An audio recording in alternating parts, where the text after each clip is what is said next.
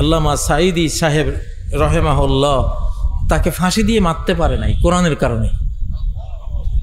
ফাঁসির রায় দিয়াও রায় নস্যাৎ করে দিয়েছিল এই কোরআন। কিসের তোরা আমার সাঈদীকে ফাঁসিতে ঝুলাবি? এটা হয়তো এক কপি কোরআন, প্রত্যেক হাফেজ এক কপি কোরআন। এই উম্মতের মূল কোরআন এই কোরআন না, কিতাব কোরআন না, লিখিত কোরআন না। এই উম্মতের মূল কোরআন হলো হাফেজের সিনা। কোরআন একমাত্র কিতাব যেটা সফটওয়্যার নাজিল হয়েছে, কোরআনের হার্ড কপি নাজিল হয়নি। এই কপিটা এইভাবে হার্ড কপি কোরআনের নাজিল হয়নি। এই হার্ড কপি নাজিল হয়েছে মূসা আলাইহিস সালামের উপরে তাওরাত পাথরের ফলকে লেখা। وَكَتَبْنَا لَهُ فِي الْأَلْوَاحِ مِنْ كُلِّ شَيْءٍ। আমি মূসাকে লিখে দিয়েছি পাথরের ফলকে গোটা তাওরাত, সবকিছুর ওয়াজ। ওটা হার্ড কপি আসছে আকাশ থেকে। জাবর পাথরে লেখা হার্ড কপি নাজিল হয়েছে। হার্ড কপি বুঝেন তো? এই যুগে হার্ড কপি বুঝে না, সফট কপি বুঝে না, এটা মনে হয় এমন লোক কমে আছে। চকরিয়ার ভাইয়েরা, চকরিয়া মানে কি?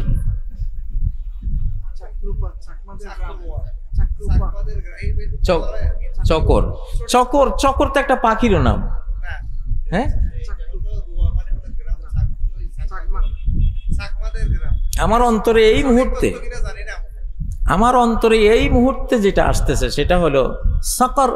সকর আরবিতে সকর মানে হলো ঈগল। ঈগল ঈগল সুকুরুহা আরবিতে আছে। ওই ঈগল পাখি। মিয়া আপনারা বুলবুলি হইয়েন না কেউ। কি হইতে হবে?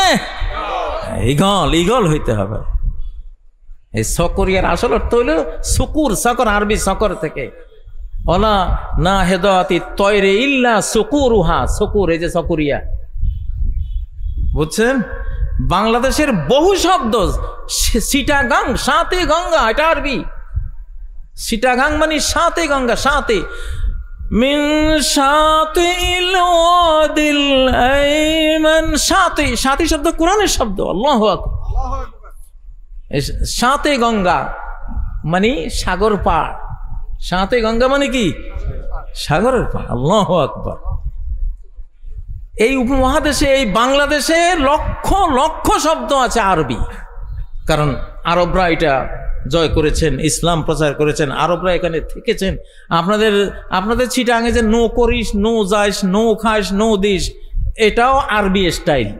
কারণ আরবিতে লাটা, না বাচকটা আগে থাকে। লা তাফাল, লা তাকুল, হ্যাঁ, লা তাকরাবা। এই নো শব্দটা আরবিতে আগে আসে, বাংলায় পরে আসে। করিবেন না, খাবেন না, শুনবেন না। বাংলাতে নোটা আসে পরে, আরবিতে নোটা আসে আগে। একমাত্র বাংলাদেশের চিটাগাং এমন একটা জেলা, এখানে স্টাইলটা বাংলা না, স্টাইলটা কি? আল্লাহু আকবার। এমন একটা তথ্য দিলাম ভাই, আপনাদের তো সম্মান অনেক বেড়ে গেল। হ্যাঁ, আপনাদের খালেদ সাহেবের সাথে সেদিন মন্ত্রণালয়ে দেখা, বললাম যে আপনার এলাকায় যাচ্ছি, আপনার নাম বাঙ্গাইয়া আমারে কইছে যে আসেন এখানে, খালেদ সাহেবের এলাকা, কোনো ভয় নাই, মন্ত্রী সাহেবের এলাকা। উনি কি এলাকার? জি, আচ্ছা, পার্শ্ববর্তী। যাই হোক, তো বলতেছিলাম ভাইরা, আমি টার্গেট নিয়েছি 10 লক্ষ মুক্তব আমি চালাবো ইনশাল্লাহ। আমি 6000 পর্যন্ত তৈরি করেছি। 7 মিলিয়ন শিশুকে আমি নিজে কোরআন শিখিয়েছি আমার ওস্তাদদেরকে দিয়ে। আমার এখানে মনে হয় আমার 100 ওস্তাদ আছে আপনাদের এখানে ভিতরে। তো আমি চাই অন্তত হাজার হাজার ওস্তাদ এখানে রেডি করব, যাতে করে আপনাদেরকে এই কোরআন দিয়ে হেফাজত করতে পারে। আল্লাহু আকবার। কোরআনের একটা আয়াত, নূহ আলাইহিস সালাম খালি একটা 950 বছর তাবলীগ দাওয়াতি কাজ করার পরে যখন আল্লাহ বলে দিলেন যে এখন আর তোমার জাতির কেউই ঈমান আনবে না, কয়টা কথা বলেছিলেন? সূরা নূহের শেষ আয়াতটা, রব্বি লা তাযর আলাল আরদি মিনাল কাফিরিনা দাইয়ারা। হে রব, কোন কাফের হাঁটাচলা করতে পারে এরকম একটাও আর তুমি এই ভূপৃষ্ঠে বাঁচিয়ে রেখো না। একটা কথা, শেষ। একটা কথার পাওয়ার কি? একটা মহাপ্লাবন। একটা কথাই তো, একটা কথায় কি টেনে আনলো? একটা মহাপ্লাবন টেনে আনলো। আল্লাহু আকবার। ইমাম মাহদিকে মারতে যাবে 70,000 বাহিনী, তার শত্রুরা পাঠাবে সিরিয়া অঞ্চল থেকে 70,000 বাহিনী, ট্যাঙ্ক, সাজোয়া, হাওয়েজার, কামান, এটা সেটা সব নিয়ে মক্কা মদিনার বাইদা নামক স্থানে গেলে 70,000 মাটির নিচে চলে যাবে, মাটি গিলে খেয়ে ফেলবে। মাটিও মৌলবাদী। মাটি কি? পালাবা কই? সাগর কি মৌলবাদী না? মৌলবাদী না হলেও মুসা আলাইহিস সালামকে কেমনে চিনল, বাঁচাই দিল? ফেরাউনরে কেমনে চিনল, ডুবাই দিল? আগুনও মৌলবাদী। আগুন মৌলবাদী না হলে খলিলুল্লাহকে কেমনে চিনে? বুঝা গেল আগুনও কি মৌলবাদী। আমার তো মনে হয় যদি মুসলমান কোনো দেশের উপরে পারমাণবিক বোমাকেও নিক্ষেপ করে আর ওই সময় সবাই লা ইলাহা ইল্লাল্লাহ আল্লাহু আকবার বলে চিৎকার দেয়, পরমাণু ড্যাম হয়ে যাবে। লা ইলাহা ইল্লাল্লাহ আল্লাহু আকবার ক্ষমতা কি জানেন? কনস্টান্টিনোপল কিয়ামতের আগে আরেকবার জয় করা হবে, খাঁটি মুসলিমরা জয় করবে, কোনো অস্ত্র লাগবে না। ইন্নামা ক্বালু লা ইলাহা ইল্লাল্লাহ আল্লাহু আকবার, শুধু এই কালেমা দিবে, কালেমার আওয়াজের সঙ্গে সঙ্গে ওই কনস্টান্টিনোপলের চারপাশের যে ওয়াল ওইটা ধসে পড়ে যাবে। এক একটা কালেমার আওয়াজ দিবে, এক একটা ওয়াল ধসে পড়বে, জানো এটা একটা কামানের শেল। আল্লাহু আকবার। তাকবীর দিতে দিতে গোটা শহর রক্ষা বাদ শেষ, তারপরে মুসলিম সৈনিকরা ঢুকে জয় করে নেবে। সহিহ মুসলিমের হাদিস, একবারে সহিহ হাদিস। আল্লাহু আকবার। প্রিয় ভাইয়েরা, তো এই জন্য এগুলি কোরআনে আছে না নাই? কোরআনে একটা আয়াত আমি পড়ি, আমি আল্লাহর কাছে দোয়া করি, আল্লাহ তুমি এই আয়াতের শক্তিটা আমা করে দাও। আল্লাহ কয় যে ওয়ালাউ আন্না কুরআনান সুয়িরাত বিহিল জিবাল, এমন কোরআন যদি একটা এমন সিনা যদি রেডি করতে পারো, এই কোরআন দিয়ে পাহাড় চালাই দিতে পারবা। এমন কোরআন, যে কোরআন দিয়ে পাহাড় কি স্থানচ্যুত করে গাড়ির মতো চালিয়ে দেয়া যাবে। আল্লাহু আকবার। কোরআন নিজে বলতেছে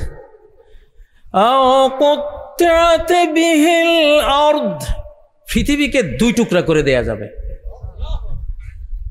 কি দিয়ে? কোরআনের পাওয়ার। আল্লাহু আকবার।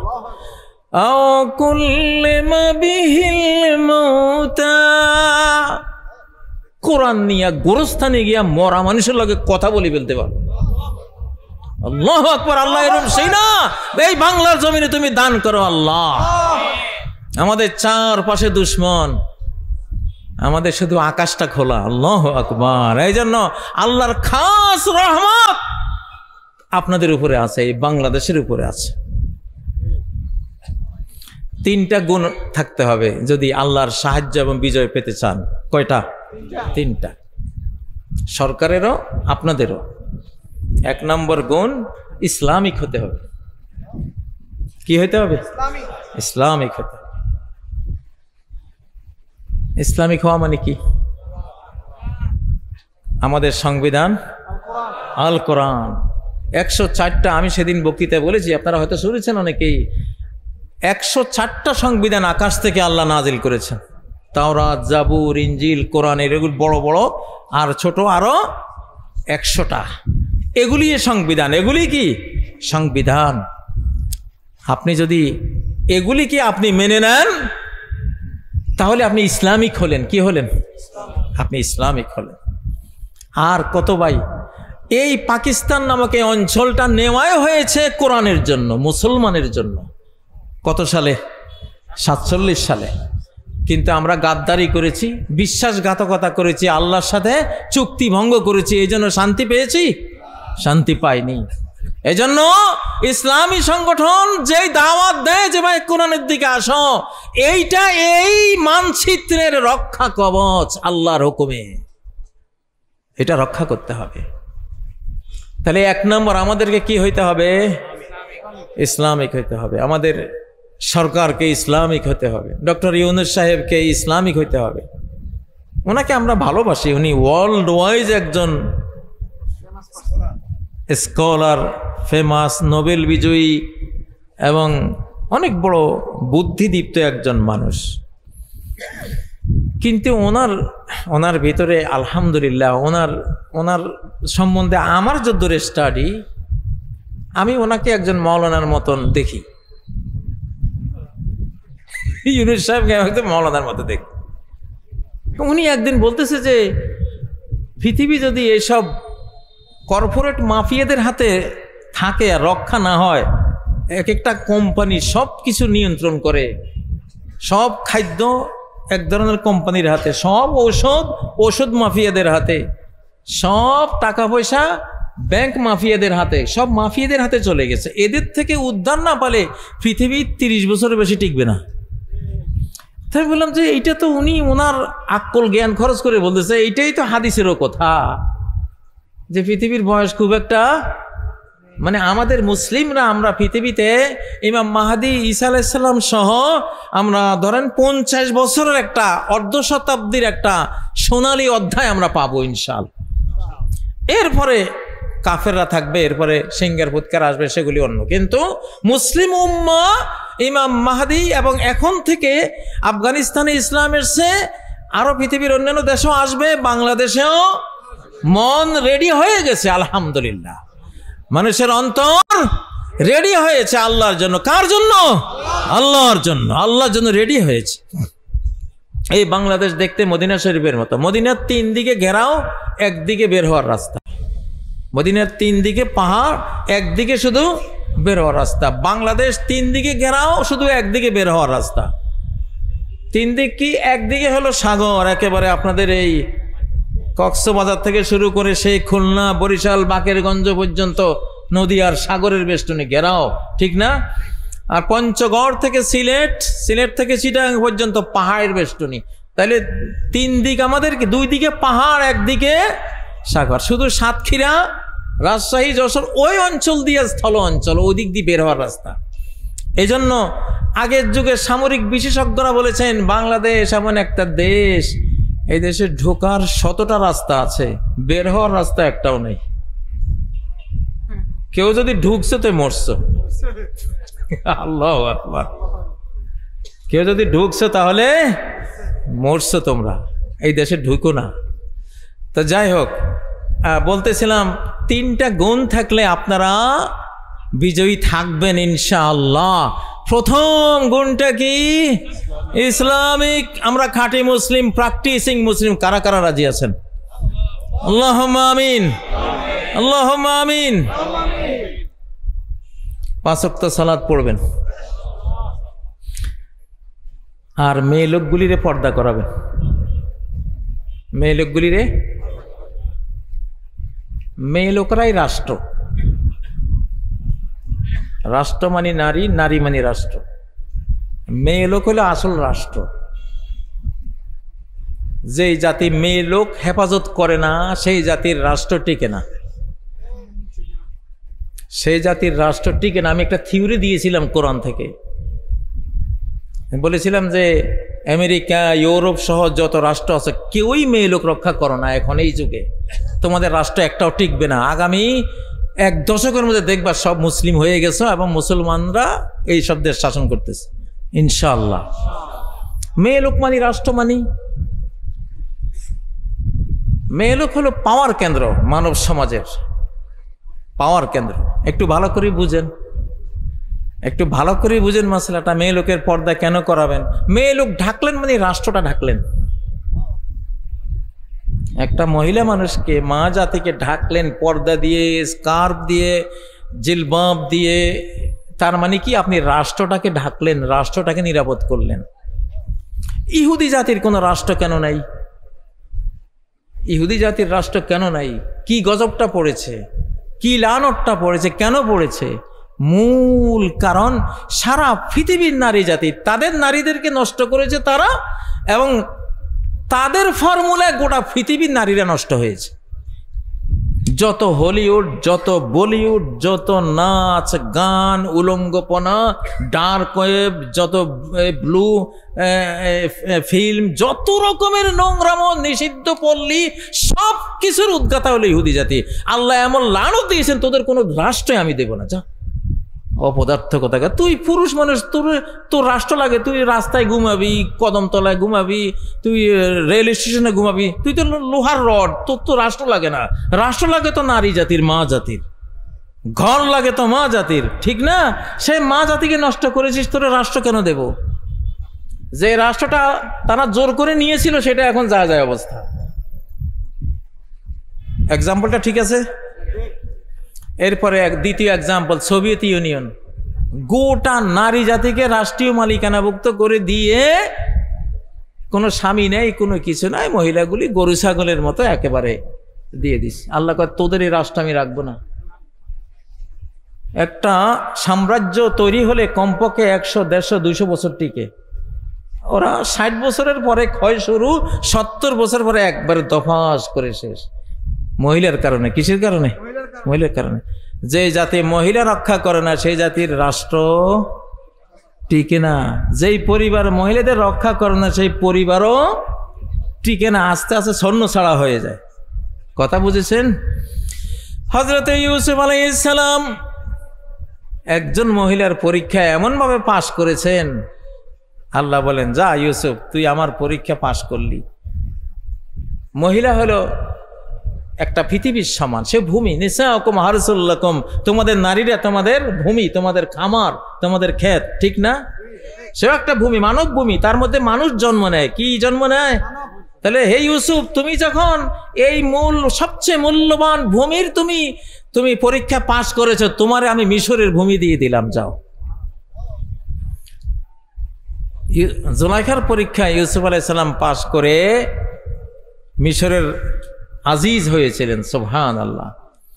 বাংলাদেশে 1975 সালে ডালিমের স্ত্রীর উপর অত্যাচার করে এবং আরো অনেক মানুষের নারীদের সম্ভ্রম নষ্ট করে যে শাসক পরিবারটা ছিল একেবারে সমূলে ধ্বংস হয়ে গেছিল। এক্সাম্পলটা বনে কিনা? বনে। আর এই যে এটা হলো ভিতরের কারণ। বাবারে, কোরআন যত পড়বেন তত ভিতরের কারণগুলি বুঝবেন, আর কম পড়লে ভাষাগুলি বুঝবেন।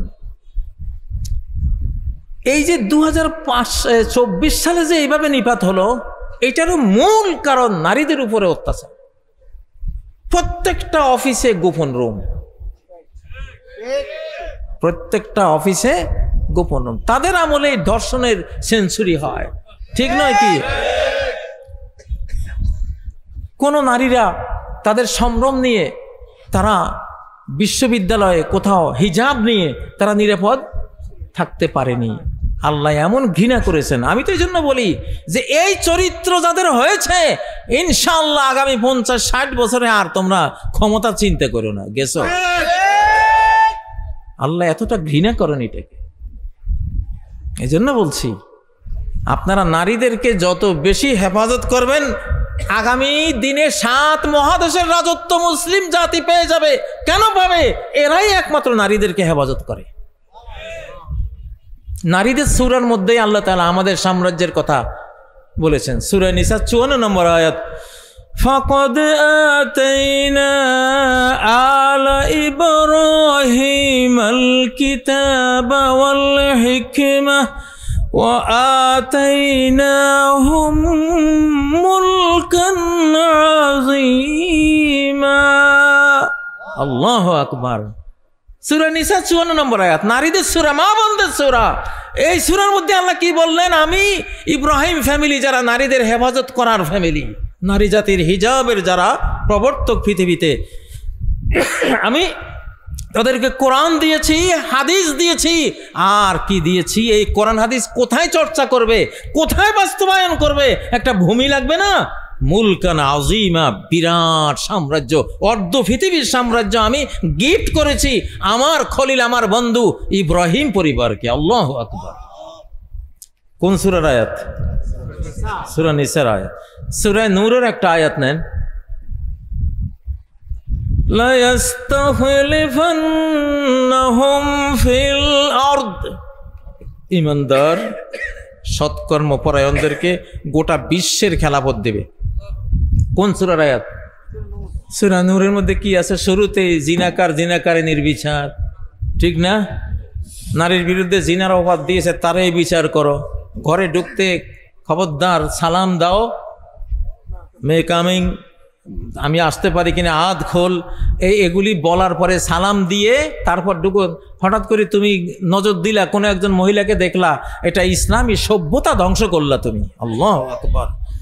দেখেন এই সূরা নূরের মধ্যে আল্লাহ বলছেন, এই সূরা নূরের এই ধারাগুলি যদি কোনো মুসলিম সমাজ যদি রক্ষা করে, আমি বিশ্ব খেলাফত তাদেরকে দিয়ে দেব ইনশাআল্লাহ। আমরা তো এটা রক্ষা করব প্রিয় বন্ধুরা। তো আপনাদের কাছে কথা এটা, বাংলাদেশের সফল থাকতে হলে 1 নম্বর কি থাকতে হবে? কি হইতে হবে? ইসলামিক। 2 নম্বর বাংলাদেশি হইতে হবে। এই মানচিত্রের সংস্কৃতি, এই মানচিত্রের ভালোবাসা, এই মানচিত্রের সাথে আপনার প্রেম ভালোবাসা থাকতে হবে। থাকবেন বাংলাদেশে, ভালোবাসা দিবেন ভারতের, I love you, out, get out, আল্লাহ গেট আউট করে দেবে, বুঝছেন? গেট আউট হয়ে যাবেন। অথবা বাংলাদেশে থাকেন, ভালোবাসা আমেরিকার লগে, ভালোবাসা ইউরোপের লগে,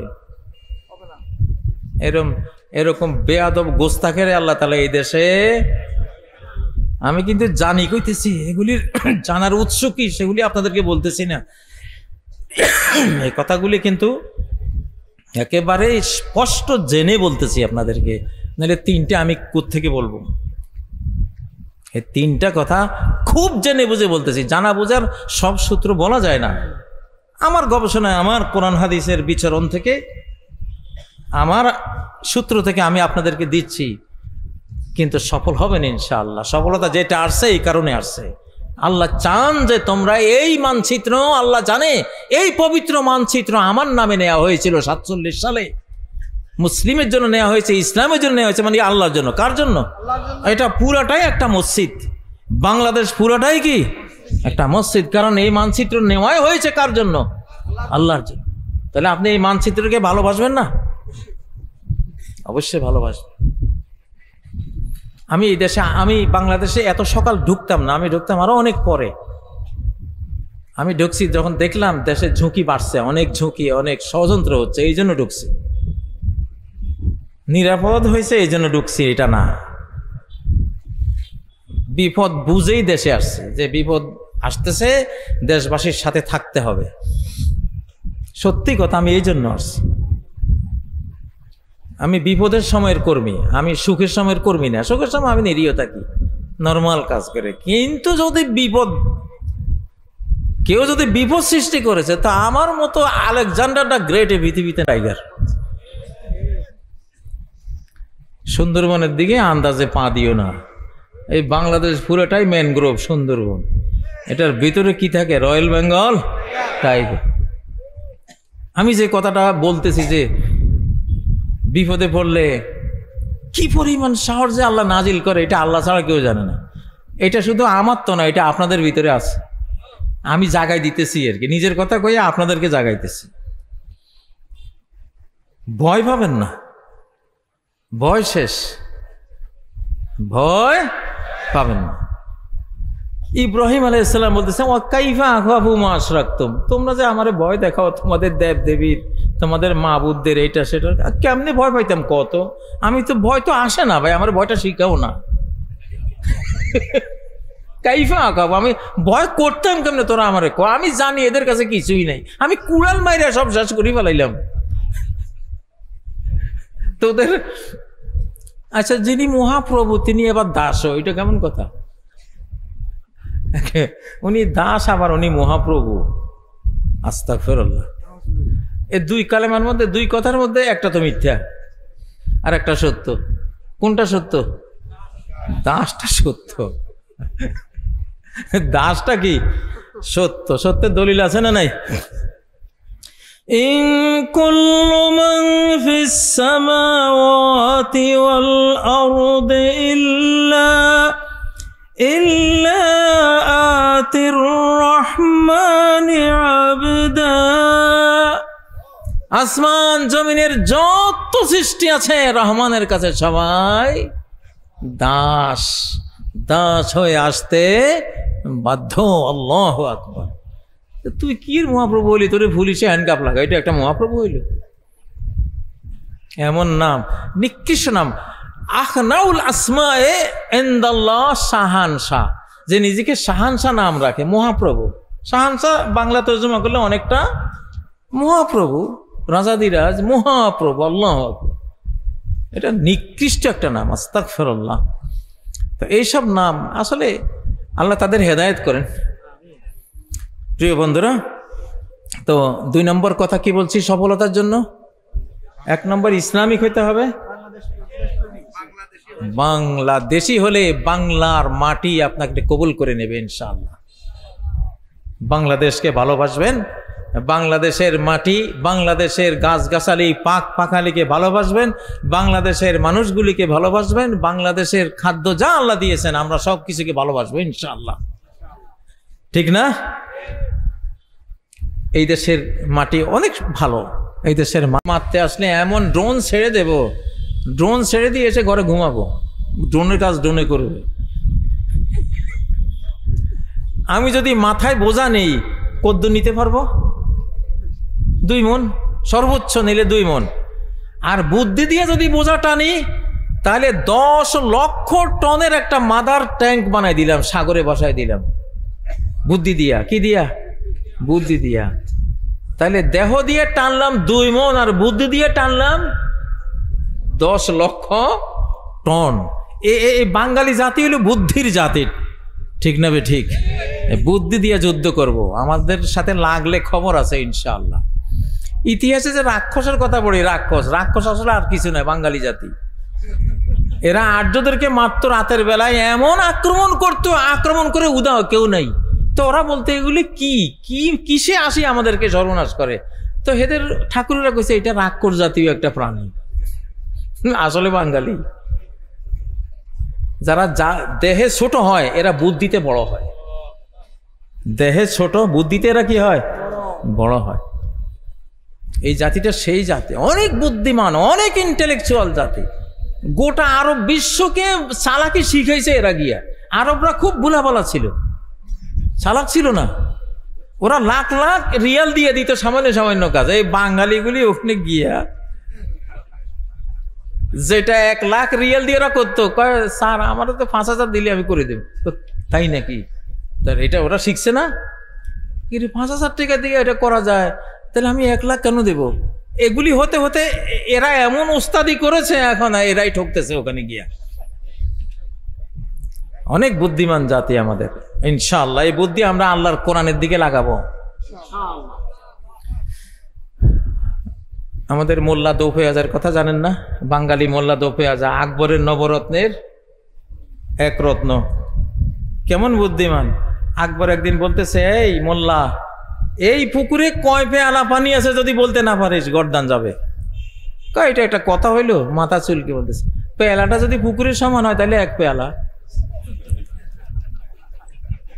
পেয়ালাটা যদি পুকুরের অর্ধেক হয় তাহলে 2 পেয়ালা। পেয়ালাটা যদি পুকুরের 4 ভাগের 1 ভাগ হয় তাহলে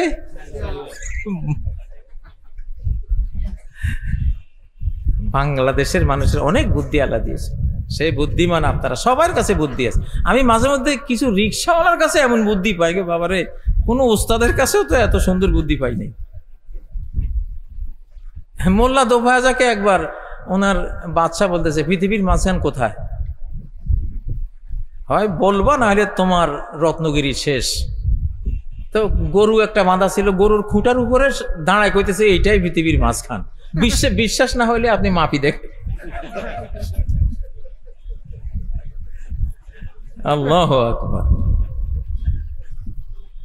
বুদ্ধি দিয়ে খারাপ বিক্রি করতে পারে এইরকম জাতি এই বাংলাদেশের মধ্যেই আল্লাহ রাখছে সবচেয়ে বেশি।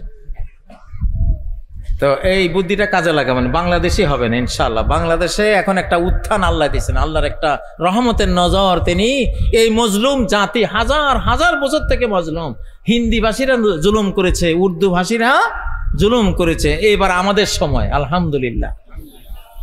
3 নম্বর কথা, বাংলা ভাষী হতে হবে, বাংলা ভাষী হতে হবে।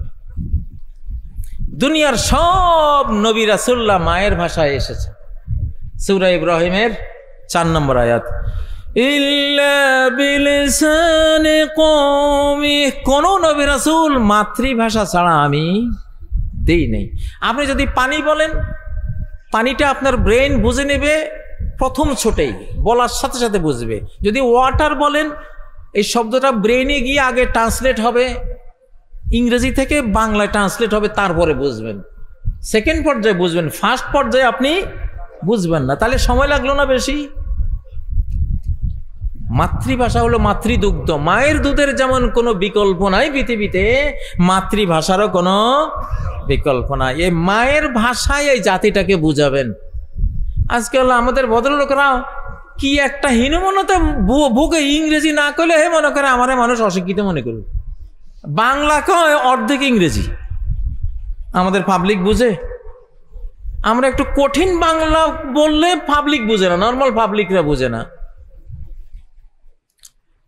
রংপুরে আমার এক মক্তবে বিরাট গন্ডগোল, মক্তবের ওস্তাদদেরকে মানে মারার অবস্থা হয়ে গেছে। চা দোকানে টক অফ দ্য টাউন একটা মাসালা, সুবহানাকা আল্লাহুম্মা নাকি সুবহানাকা আল্লাহুম্মা, কোনটা শুদ্ধ? এখন ওরা কয় আচ্ছা সুবহানাকা আল্লাহুম্মা, এই কাল্লাহুম্মা কি রে? তো ওরা মনে করে এরা আল্লাহ শব্দটাকে এরা ওইভাবে বলতেছে, কাল্লাহুম্মা। তো কাল্লাহুম্মা কি? তো ওরা পড়ায় উত্তরবঙ্গে সুবহানাকা আল্লাহুম্মা, কিন্তু আরবি গ্রামারে এটা ভুল। আরবি গ্রামারে আল্লাহ শব্দের আগে যদি, আল্লাহতে জবর আগেও জবর আসছে তাই না, তাহলে এখানে আলিফটা চলে যায় সুবহানাকাল্লাহুম্মা, সুবহানাকাল্লাহুম্মা। এটাই তো আরবি গ্রামারের শুদ্ধ, কোরআনেও এটাই শুদ্ধ। এই আয়াতটা সূরা রাদের মধ্যে আছে। পরে আমরা কারি সুদাই সহ বিভিন্ন বড় বড় কারিদের কেরাত শুনলাম। কেরাত শোনাবার পরে আমাদের ওস্তাদরা মায়ের খাওয়া থেকে বাঁচছে। ওরা বলতেছে কি কয়, এরা ইহুদি হবে, এরা আল্লাহুম্মারে কাল্লাহুম্মা কয়, এরা কোনো মুসলমানই না। কত সরল দেখেন আমাদের। এখন এইসব পাবলিকের কাছে আপনি যদি বোমবাস্টিক ইংরেজি শব্দতে আপনি ওয়াজ শুরু করে দেন, এরা বুঝবে? হ্যাঁ, এই জন্য এই জাতিকে জাগাইতে হবে তার মায়ের ভাষা দিয়ে। তাহলে এই 3টা বলে আমি আমার বক্তব্যটা শেষ করব। আপনাদের পরবর্তী যিনি আসবেন ওনাকে দেন। আসলে ইন্টেলেকচুয়াল কিছু বুদ্ধিমত্তার ওয়াজগুলি গভীর রাতে করলে ব্রেইনে খেতে চায় না। এখন হয়েছে আলহামদুলিল্লাহ। 3টা কি? ইসলামিক হইতে হবে, বাংলাদেশি হইতে হবে, আপনাকে বাংলা ভাষী হতে হবে। মায়ের ভাষায় আপনাকে এই জাতির কাছে ইসলাম, দিনের মূল মেথড, মূল যে মর্ম কথা, এগুলি তার মায়ের ভাষায় জাতিকে বোঝাতে হবে ইনশাআল্লাহ। তাহলে এই যে আজকে যারা এই আয়োজনটা করেছেন তারা তো এটাই করেন, আমি জানি কিন্তু আমি ওই ওয়াজটাই জন্য করেছি যে অনেকেই দেখি টকশোতে আসে, বিভিন্ন বক্তৃতায় আসে, শুধু ইংরেজি কথা, শুধু ইংরেজি। আরে বাবারে, তোমরা এতই একবারে তুমি ইংরেজি জানো, এটা এত বুঝাবার দরকার আছে? তুমি আরবি পারো কিনা ওইটা দেখো। আমি একদিন এক অনুষ্ঠানে গেছিলাম ঢাকা বড় হোটেলে, সব ইংরেজি বক্তৃতা করতেছে, আমি দাঁড়াই দিয়েছি আরবি বক্তৃতা, সব এমনি রয়েছে। তোমাদের এই ইংরেজি পড়ো, ইংরেজি জানো, বাট তুমি বাংলা ভাষী মানুষের কাছে ইংরেজি কেন তুমি বলবা? ইংরেজরা বলে আমেরিকা। আমি বিল গেটসের যে মাইক্রোসফট কোম্পানির কম্পিউটার অপারেটর ছিলেন এক বাঙালি, অনেক বৃদ্ধ, উনি জেলখানায় আমার সাথে ছিলেন। আমি এই কোরআনের ইংলিশ অনুবাদটা ওনার সাথে 2 বার শেষ করেছি। তো উনি আমাকে বলছে ওরা তো আমাদের দেশে ইংরেজিরে আমরা যত গুরুত্ব দিই ওরা তো এত গুরুত্ব দেয় না, ওরা কয় যে বুঝটাই তো আসল। আমি কি মর্মটা বলতে চাই, কি সায়েন্সটা বলতে চাই, ওইটা যদি সে বুঝতেই না পারে আমি ইংরেজি বলে লাভ কি? আমি সে কিভাবে বুঝতে পারে তার ভাষায় তার মতো করে বুঝিয়ে দেয়া, এটাই কৃতিত্ব, এটাই হলো বিজ্ঞান। তা এর অতিমাত্রিক এভাবে মাতৃভাষাকে এইভাবে অ্যাবাউট করা এটা উচিত না। তো আল্লাহ তাআলা আমাদেরকে এই 3টা গুণ, ইসলামিক হওয়া, বাংলাদেশি হওয়া, বাংলা ভাষী হওয়া, আর শেষ আরেকটা কথা বলি আপনাদের নিজের জীবন রক্ষার জন্য, আন্দোলন করবেন, স্বাধীনতার আন্দোলন, বাস অখণ্ডতার আন্দোলন চাই। আমার ধর্ম আমার সাথে থাকবে, আমার কোরআন আমার সাথে আছে, এটা কি বলতে হবে? কোরআন চাই, এটা তো আছে, বাট আমার আন্দোলনের হেডলাইন, শিরোনাম স্বাধীনতা, অখণ্ডতা রক্ষা। দেখেন মুদি দোকানে সবাই যায়, ডায়মন্ডের দোকানে কয়জন যায়? শতকরা হাজারে কয়জন? হাজারে কয়েকজন যায়। তো ধর্মের দোকানটা হলো ডায়মন্ডের দোকান, ধর্মের দোকানটা হলো কি, এটা সবাই তো বুঝে না। শতকরা 15 জন 20 জনে বুঝে, এটা ইসলামী দেশ, মুসলিম দেশ হিসাবে 15-20 জনে বুঝে। এটা ডায়মন্ডের দোকান। আপনাকে দিতে হবে মুদি দোকান, মুদি দোকানে আইনা পরে ডায়মন্ডের গল্প করবেন। এই বুদ্ধিটা দিয়েছেন আল্লামা ইবনে খালদুন তার আল মুকাদ্দিমা বইতে, যে আপনি যদি শুরুতেই ধর্মের কথা বলেন তো পৃথিবীর কয়জন মানুষ ধর্মের মর্ম বুঝে? আপনাকে আগে আনতে হবে নবীজি আল আমিন হয়েছেন যেভাবে, ইন্নাকা লা তাসিলুর রাহিমা, সকল আত্মীয়ের কার কি লাগে আপনি পৌঁছাই দিচ্ছেন। তাহমিলুল কাল্লা, সমাজে কে পঙ্গু আছে, অথর্ব আছে, অন্ধ আছে, অটিস্টিক আছে, আপনি তার ঠিকানা আপনার কাছে, তার কাছে তার খাবার দাবার সব আপনি পৌঁছাচ্ছেন। অতাকসিবুল মাদুম, সমাজে কার চাকরি নাই, ব্যবসা নাই, রুজি রোজগার নাই, তার আপনি রুজি রোজগার করে তার ঘরে পৌঁছে দিচ্ছেন। আল্লাহু আকবার। অতাকরিদ দাইব, কেউ অতিথি হয়ে আসলে তার মেহমানদারি অকাতারে করছেন। উনি আগে কি রাসূল হয়েছেন না আল আমিন হয়েছেন? আল আমিন হয়েছেন কি দিয়ে? সেবা দিয়ে। আল আমিন হয়েছেন কি দিয়ে? সেবা দিয়ে। আর আন নবী আর রাসূল হয়েছেন কি দিয়ে? জ্ঞান দিয়ে। কি দিয়ে? জ্ঞান দিয়ে। ওটা 2 নম্বরে আসবে। ওটা কি 2 নম্বরে আসবে, কিন্তু ওটা গুরুত্ব বেশি, বাট নাম্বার 2। নামাজের গুরুত্ব বেশি না ওযুর গুরুত্ব বেশি? নামাজের গুরুত্ব বেশি, বাট নামাজটা 2 নম্বরে আসবে, ওযুটা 1 নম্বরে, সিরিয়ালে ওযুটা আগে। তো আপনাদের এই আন্দোলন এটা অত্যন্ত জরুরি যে আপনারা বলবেন স্বাধীনতা, অখণ্ডতা রক্ষার আন্দোলন। পৃথিবীর কার সাহস আছে আপনাকে মৌলবাদী বলে? এই বেটা স্বাধীনতা চায়, অখণ্ডতা চায়। মৌলবাদী বলতে পারবে? জঙ্গি বলতে পারবে? কোনো সুযোগ নাই। ভাষা এটাই সিরিয়ালে আগে। রব্বি জাল হাজাল বালাদা আমিনা, হে রব এই শহরকে আগে নিরাপত্তা দেয়, নিরাপত্তা আগে, ঠিক না? হ্যাঁ, তো এই জন্য স্বাধীনতা আর অখণ্ডতাকে শিরোনাম বানাইছিল শেখ মুজিব। দেখেন মুদি দোকান দিছে, মুদি দোকানে গোটা বাঙালি জাতি গিয়ে পড়ছে, ঠিক নেবে? ঠিক। এই মুদি দোকান দিছে জিয়াউর রহমান, হেরা দেশের জন্য জীবন দিছে, লড়াই করছে, মুক্তিযুদ্ধ করছে, মুদি দোকান। এটা কি? মুদি দোকান। হেদের পিছনে সব, মানে আমরা দিছি ধর্মের দোকান। এটা তো আমাদের পাবলিক কম। $1 ট্রিলিয়ন একটা বুদ্ধি দিয়ে গেলাম কিন্তু আপনাদেরকে। বুড়া মানুষের কাছে বুদ্ধি বেশি থাকে, ঠিক না? ঠিক। দোকান দিবেন মুদি দোকান দিবেন, কিন্তু মুদি দোকানে আসলে আস্তে আস্তে ডায়মন্ড, স্বর্ণ কি আছে আপনার কাছে তো আছেই, বুঝে সুঝে সেদিকে নিয়ে যাবে। নবী রাসূলুল্লাহ এইভাবে দোকানদারি করেছেন। তা আল্লাহ তাআলা আমাদেরকে আমাদের এই দেশে প্রতিষ্ঠিত হতে হবে। আল্লাহ আমাদের তৌফিক দেন।